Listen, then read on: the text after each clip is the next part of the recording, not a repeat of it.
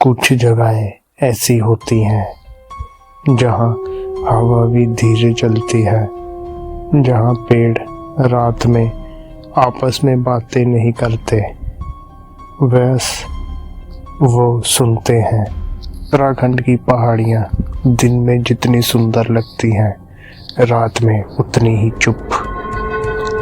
ये कहानी किसी भूत की नहीं, क्योंकि भूत डराते हैं पर चुप नहीं रहते। ये कहानी है उस चुप्पी की जो जवाब नहीं देती, सिर्फ मौजूद रहती है। एक ऐसे घर की जो टूटा नहीं था, ना जला और ना ही खंडर था, फिर भी कोई वहाँ टिक नहीं पाया।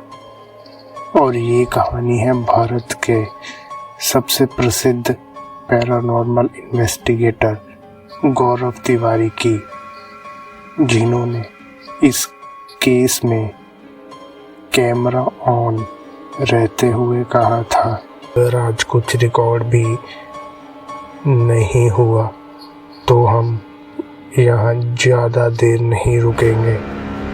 क्यों?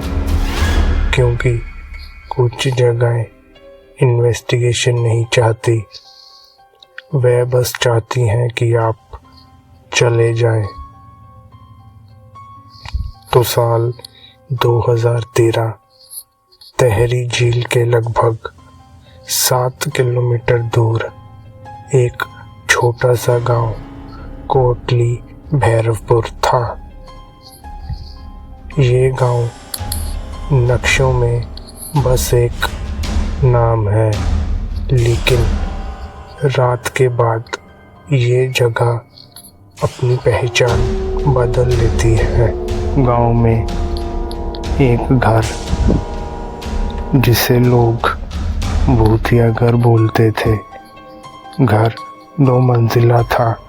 सीमेंट की दीवारें, लोहे की सीढ़ियाँ, ऊपर एक छोटा सा कमरा जिसकी खिड़की सीधे झील की तरफ खुलती थी। घर बंद नहीं था और ना ही ताले थे, लेकिन अजीब बात ये थी कि दरवाजे कभी पूरी तरह बंद नहीं होते थे, जैसे कोई उन्हें पूरा बंद नहीं होने देता। 2010 में पहला परिवार वहाँ रहने आया। 3 लोग, पति, पत्नी और 8 साल का बेटा। पहले हफ्ते सब सामान्य था। दूसरे हफ्ते बच्चा रात को नींद में बोलने लगा। वो बार बार एक ही वाक्य कहता, सीढ़ियों पर मत जाओ, सीढ़ियों पर मत जाओ। जब माँ ने पूछा क्यों, बच्चे ने आंखें खोली बिना ही कहा वो गीला है। तीसरे हफ्ते घर की घड़ी हर रात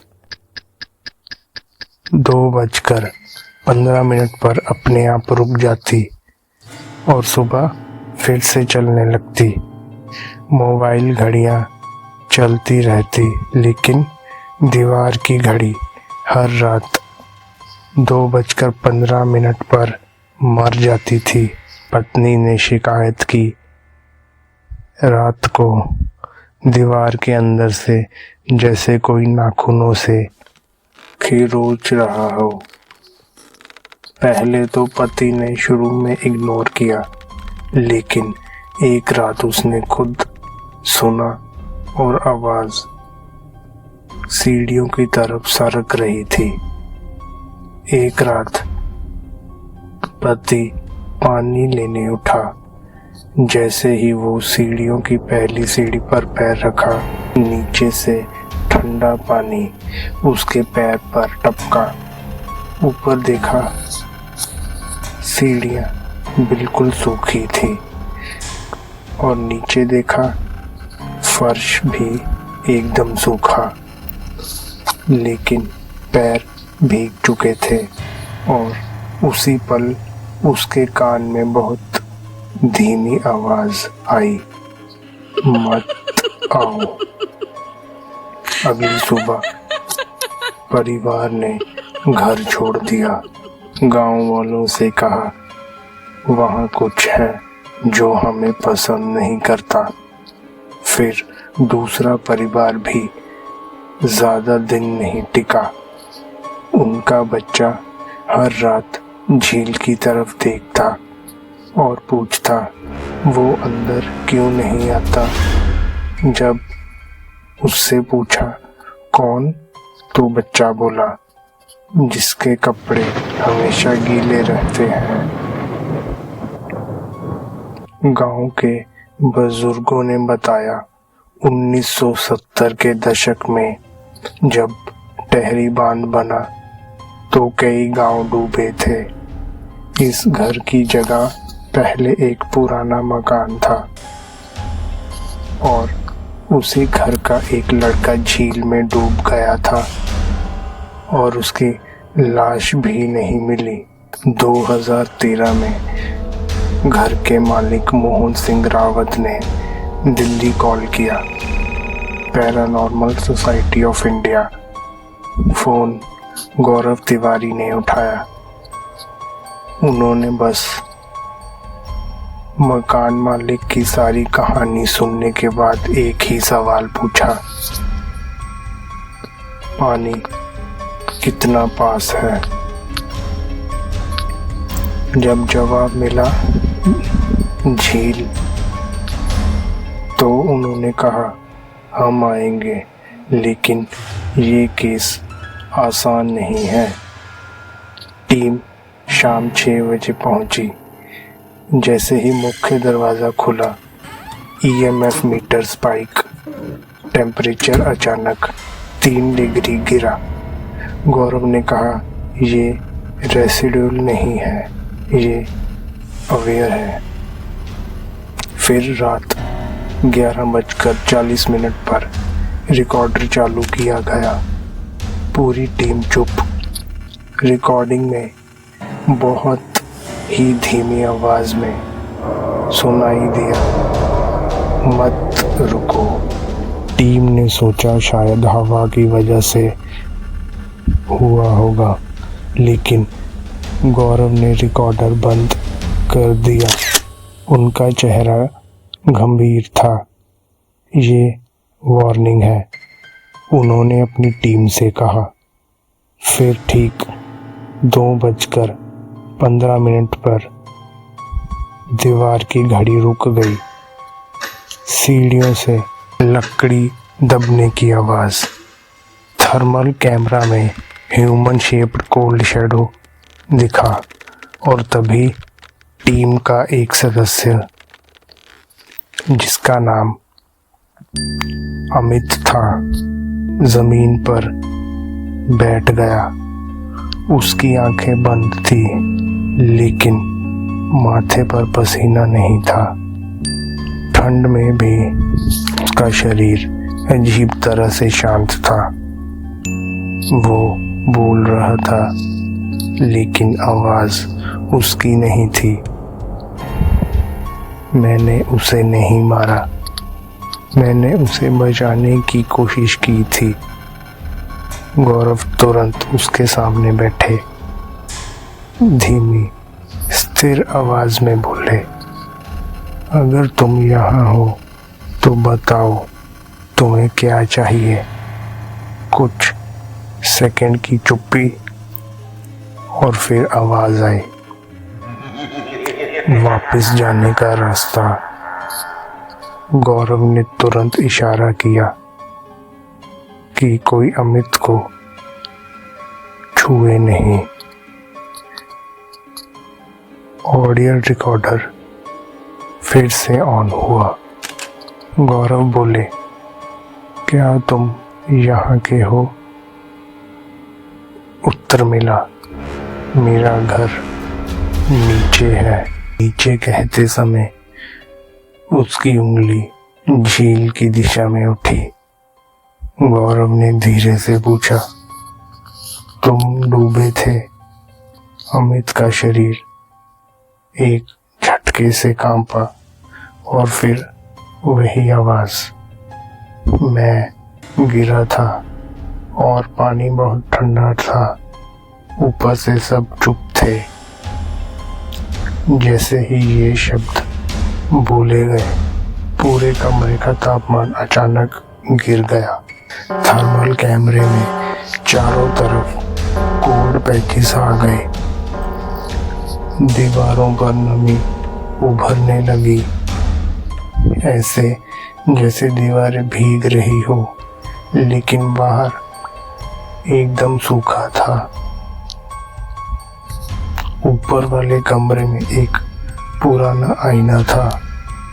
टीम के एक सदस्य ने नोट किया, आईने में रिफ्लेक्शन 2-3 सेकंड लेट आ रहा था। कोई हाथ हिलाता बिना देर से हिलता। गौरव ने आईने की तरफ देखा और अचानक बोले, रिकॉर्डिंग बंद करो।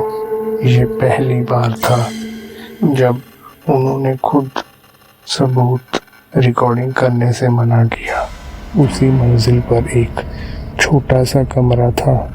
दरवाज़ा खोलते ही नाक में सड़ी हुई झील की गंध, फर्श पर हमेशा नमी, लेकिन सबसे अजीब उस कमरे में मोबाइल नेटवर्क पूरी तरह बंद हो जाता था।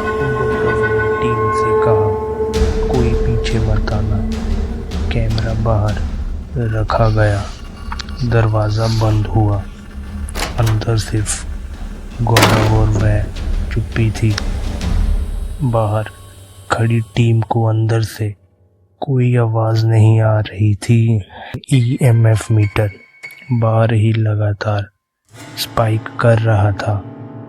बाद में गौरव ने जो बताया वो उन्होंने कभी कैमरे पर नहीं कहा।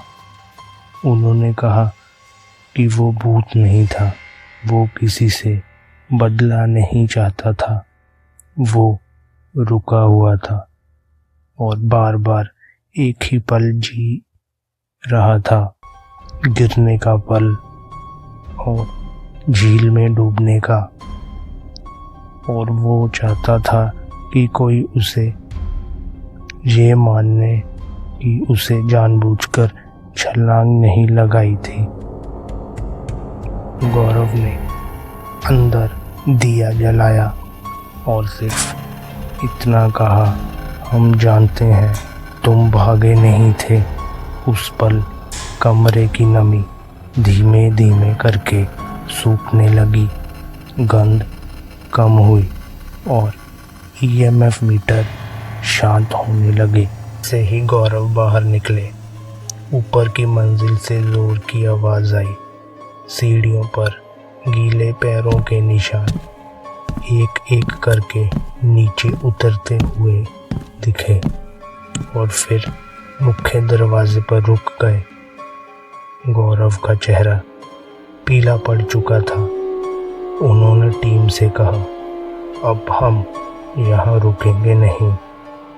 अगर हमने इसे और उकसाया तो ये यहाँ से हमारे साथ जाएगा। टीम ने तुरंत सामान समेटा। सुबह 4:12 पर सब लोग घर से बाहर थे। आज भी वैसा ही है, ना टूटा ना सील हुआ। लेकिन गांव वाले कहते हैं बरसात की रातों में सीढ़ियाँ अभी भी गीली रहती हैं और 2:15 पर हर रात घड़ियाँ अब भी रुक जाती हैं। गौरव तिवारी कभी कहते थे, हर पैरानॉर्मल जगह दुश्मन नहीं होती, कुछ जगहें सिर्फ रुकी हुई होती हैं। ये केस उन गिने चुने मामलों में से था जिन्हें उन्होंने खुद इन्वेस्टिगेशन रोक दी। उन्होंने कहा, हर आत्मा को भगाना ज़रूरी नहीं, कुछ को बस सुना जाना चाहिए। आज वो घर खामोश है, कोई चीख नहीं, कोई साया नहीं, लेकिन अगर आप रात 2:15 पर झील की तरफ पीठ करके खड़े हो तो आपको लगेगा कि कोई आपके पीछे खड़ा है, और शायद यही असली डर है, जो दिखता नहीं पर छोड़ता भी नहीं।